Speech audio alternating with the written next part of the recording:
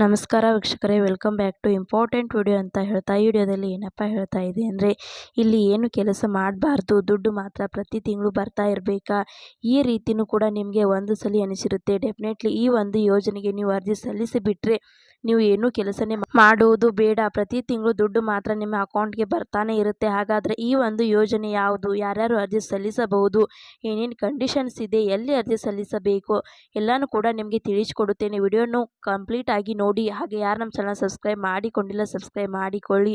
ಹೌದು ವೀಕ್ಷಕರೇ, ಇಲ್ಲಿ ಕಾಮನ್ ಆಗಿ ಗೃಹಲಕ್ಷ್ಮಿ ಯೋಜನೆ ಹಣ ಬರೀ ಮಹಿಳೆಯರಿಗೆ ಮಾತ್ರ ಬರುತ್ತಿದೆ. ಮತ್ತೆ ಎಷ್ಟೊಂದು ಜನ ಗಂಡಸರು ಕೂಡ ನಮಗೆ ಗೃಹಲಕ್ಷ್ಮಿ ಯೋಜನೆಯ ರೀತಿ ಗಂಡಸರು ಕೂಡ ಹಣನ ನೀಡಬೇಕು ಅಂತಾನು ಕೂಡ ಎಷ್ಟೊಂದು ಜನ ಕೇಳ್ತಿದ್ರು. ಈ ಒಂದು ಯೋಜನೆಗೆ ಯಾರು ಬೇಕಾದ್ರೂ ಕೂಡ ಅರ್ಜಿನ ಸಲ್ಲಿಸಬೇಕಾಗಿರುತ್ತದೆ. ಗಂಡಸರು ಕೂಡ ಅರ್ಜಿ ಸಲ್ಲಿಸಬೇಕಾಗಿರುತ್ತದೆ, ಮಹಿಳೆಯರು ಕೂಡ ಅರ್ಜಿನ ಸಲ್ಲಿಸಬಹುದಾಗಿರುತ್ತದೆ.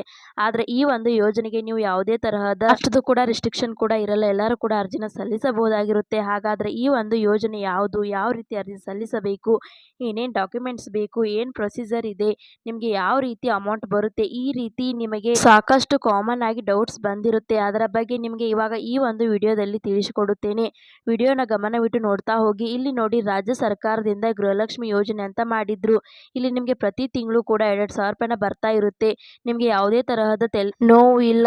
ಆದರೆ ಈ ಒಂದು ಯೋಜನೆಗೆ ನೀವು ಅರ್ಜಿ ಸಲ್ಲಿಸಿಬಿಟ್ರೆ ನಿಮಗೆ ಪ್ರತಿ ತಿಂಗಳು ಕೂಡ 9,000 ಬರುತ್ತೆ. ಅದು ಯಾವ ರೀತಿ ಬರುತ್ತೆ, ಅರ್ಜಿ ಎಲ್ಲಿ ಸಲ್ಲಿಸಬೇಕು, ಏನೇನು ಕಂಡೀಷನ್ಸ್ ಇದೆ ಅದರ ಬಗ್ಗೆ ನಾನು ತಿಳಿಸಿಕೊಡೋದು. ಆದರೆ ಇಲ್ಲಿ ಫಸ್ಟ್ ನಿಮಗೆ ಕಂಡೀಷನ್ಸ್ ಏನಿದೆ ಅಲ್ಲ ಅದನ್ನು ತಿಳಿಸಿಕೊಡುತ್ತೇನೆ. ಅದಾದಮೇಲೆ ಅರ್ಜಿ ಎಲ್ಲಿ ಸಲ್ಲಿಸಬೇಕು ಮತ್ತು ಯಾವ ರೀತಿ ಸಲ್ಲಿಸಬೇಕು ಮತ್ತು ನಿಮಗೆ ಅಮೌಂಟ್ ಯಾವ ರೀತಿ ಬರುತ್ತೆ ಅದನ್ನು ನಿಮಗೆ ತಿಳಿಸಿಕೊಡುತ್ತೇನೆ. ಇಲ್ಲಿ ವಿಡಿಯೋ ಈ ಒಂದು ಯೋಜನೆ ಅರ್ಜಿ ಸಲ್ಲಿಸುವುದಕ್ಕೆ ಮಹಿಳೆಯರು ಕೂಡ ಅರ್ಜಿ ಸಲ್ಲಿಸಬಹುದಾಗಿರುತ್ತದೆ, ಹಾಗೆ ಪುರುಷರು ಕೂಡ ಅರ್ಜಿ ಸಲ್ಲಿಸಬಹುದಾಗಿರುತ್ತದೆ. ಇಲ್ಲಿ ಏಜ್ ರಿಸ್ಟ್ರಿಕ್ಷನ್ 18 ವರ್ಷ ಮೇಲ್ಪಟ್ಟ ಇರಬೇಕು, ಅವರು ಮಾತ್ರ ಈ ಒಂದು ಯೋಜನೆಗೆ ಅರ್ಜಿ ಸಲ್ಲಿಸಬಹುದು. ಮತ್ತೆ ಇಲ್ಲಿ SC ST ಮುಸ್ಲಿಮ್ಸ್ ಇಂದು ಯಾರು ಬೇಕಾದರೂ ಕೂಡ ಅರ್ಜಿ ಸಲ್ಲಿಸಬಹುದು. ಇಲ್ಲಿ ಯಾವುದೂ ಕೂಡ ಕೆಟಗರಿ ರಿಸರ್ವೇಶನ್ ಯಾವುದೇ ತರಹದ ರಿಸ್ಟ್ರಿಕ್ಷನ್ಸ್ ಏನು ಕೂಡ ಇರಲ್ಲ. ಹಾಗಾದ್ರೆ ಈ ಒಂದು ಯೋಜನೆಗೆ ನೀವು ಅರ್ಜಿ ಎಲ್ಲಿ ಸಲ್ಲಿಸಬೇಕು ಅಂತ ನೀವು ಕೇಳಬಹುದು. ಕರ್ನಾಟಕ ಒನ್, ಗ್ರಾಮ ಒನ್, ಬಾಪೂಜಿ ಸೇವಾ ಕೇಂದ್ರ ಎಲ್ಲಾ ಕಡೆ ಕೂಡ ಹೋಗುವ ಅಗತ್ಯ ಇಲ್ಲ. ಆರಾಮವಾಗಿ ನೀವು ಅರ್ಜಿ ಸಲ್ಲಿಸಬೇಕೆಂದ್ರೆ ಇಲ್ಲಿ ನಿಮ್ಮ ಹತ್ರ ಏನಿರಬೇಕು ಅಂದ್ರೆ Indian post office saving bank account ಒಂದು ಓಪನ್ ಆಗಿರಬೇಕು. ಅಂದ್ರೆ ಪೋಸ್ಟ್ ಆಫೀಸ್ ಅಲ್ಲಿ ನಿಮ್ಮದು ಒಂದು ಬ್ಯಾಂಕ್ ಅಕೌಂಟ್ ಓಪನ್ ಆಗಿದ್ರೆ ಮಾತ್ರ ಈ ಒಂದು ಯೋಜನೆಗೆ ನೀವು ಅರ್ಜಿ ಸಲ್ಲಿಸುವುದಕ್ಕೆ ಆಗುವುದು. ಫಸ್ಟ್ ನೀವು ಹೋಗಿ ಅಲ್ಲಿ ನೀವು ಅಕೌಂಟ್ ಅನ್ನು ಓಪನ್ ಮಾಡಿಸ್ಕೋಬೇಕಾಗುತ್ತದೆ. ಮತ್ತೆ ಈ ಒಂದು ಯೋಜನೆಯ ಹೆಸರು ಏನು, ಯಾವ ರೀತಿ ವರ್ಕ್ ಆಗುತ್ತೆ ಅದರ ಬಗ್ಗೆ ಇವಾಗ ತಿಳಿಸಿಕೊಡುವುದಾದರೆ, ಇಲ್ಲಿ ನೋಡಿ, ಈ ಒಂದು ಯೋಜನೆ ಹೆಸರು post office monthly saving inter scheme ಅಂತ. ಅಂದ್ರೆ ಈ ಒಂದು ಯೋಜನೆಗೆ ನಿಮ್ಮ ಪ್ರತಿ ತಿಂಗಳು ಕೂಡ ನಿಮಗೆ ಹಣ ಬರುವುದು ಒಂದು ರೀತಿ ಈ ಒಂದು ಯೋಜನೆ ಆಗಿರುತ್ತದೆ. ಆದ್ರೆ ಈ ಒಂದು ಯೋಜನೆಯಲ್ಲಿ ಏನಾಗಿರುತ್ತದೆ ಅಂದ್ರೆ ಇಲ್ಲಿ 1 ಲಕ್ಷದಿಂದ 15 ಲಕ್ಷದವರೆಗೂ ಕೂಡ ನೀವು ಹಣನ ಇಡಬೇಕಾಗುತ್ತದೆ.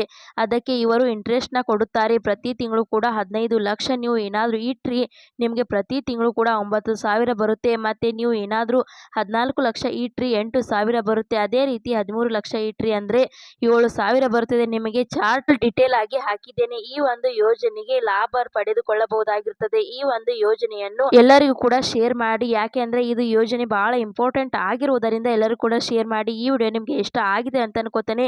ಇಷ್ಟ ಆದ್ರೆ ಲೈಕ್ ಮಾಡಿ, ಶೇರ್ ಮಾಡಿ, ಸಬ್ಸ್ಕ್ರೈಬ್ ಮಾಡಿ ಅಂತ ಹೇಳ್ತಾ ಮತ್ತೆ ಮುಂದಿನ ಮಾಹಿತಿಯೊಂದಿಗೆ ಸಿಗೋಣ. ಅಲ್ಲಿ ತನಕ bye bye, take care friends.